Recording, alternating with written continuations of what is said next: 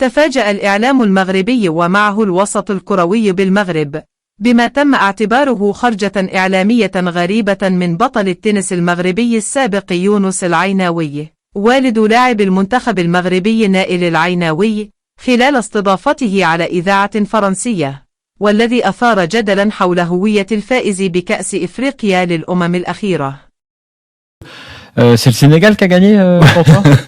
Il paraît que non. Il y a quelques mois, on a entendu dire via la presse que le Maroc avait gagné. Bon, ça n'a pas la même saveur.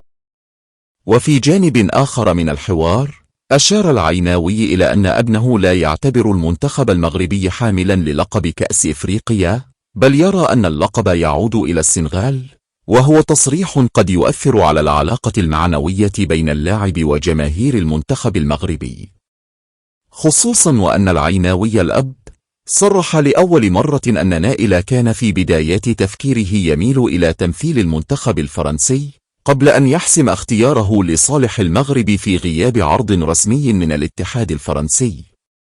Est-ce que Nail se sent champion d'Afrique ou pas? Non, quand on lui a posé la question, il nous a dit que non.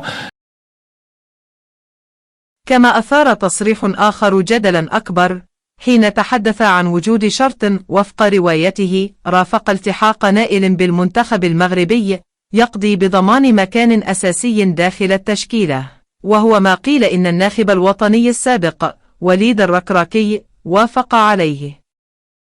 وفي هذا الخضم يعتبر البعض أن كل واحد حر في قناعاته، وأن ما بدر من العيناوي يعتبر شجاعة في التعبير عن وجهة نظره الخاصة بعيدا عن النفاق والعاطفة الرياضية.